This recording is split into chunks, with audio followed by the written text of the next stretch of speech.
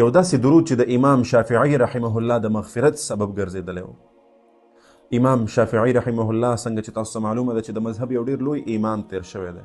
الله جل شانه یو ډېر لوی علم او فقاهت ورپه نصیب کړی و. په خپله زمانه کې الله جل شانه د دې نه ډېر لوی خدمات اغوستی و. د قرآن او حدیث نه به مسایل راویستل، په زرګونو سوونه شاګردان او ځان ته د یو مذهب امام دی.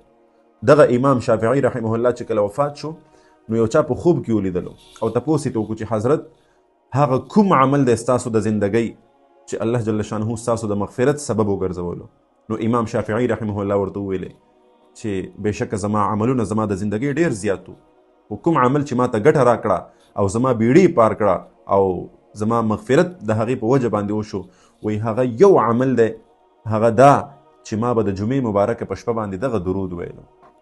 د دغې درود ملګرتیا ما کړې وه، ډېره په پابندۍ سره او په کلکې پابندۍ سره به ما دغه درود ویلو. نو الله جل شانه په دې سره زما مغفرت نصیب کو. اوس دغه درود دا زده کول غواړي.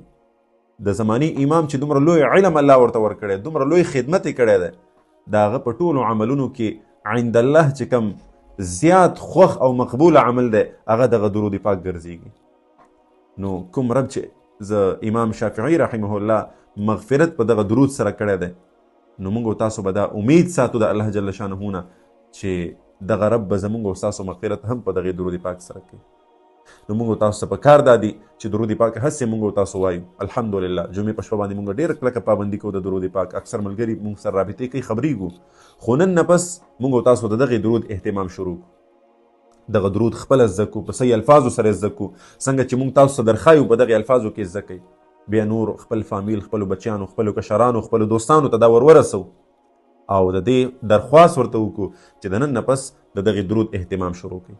انشاءالله العظیم الله جل شانه به زموږ او ستاسو د مغفرت ذریعه دغه درود پاک جوړوي.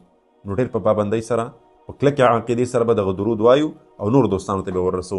اوس دغه درود څنګه دی، په کومو الفاظو سره ویل دي، دا به تاسو په سکرین باندې ښکاري د دې عبارت، او آواز به ورسره زمایي. په دغې الفاظو کې به زده کوئ، غلط به بالکل نه زده کوئ، ټکي مخکې وروستې نه کوئ، الفاظ غلط نه کوئ. دې ته ډېر خیال کوئ. زه دا درود ویم، تاسو یې له ما سره زده کوئ او دغه ویډیو در سره محفوظه کوئ.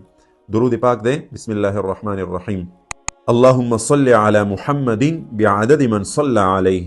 دی اوله حصه شو. دویمه حصه ورپسې ده وصل على محمد بعدد من لم يصل عليه.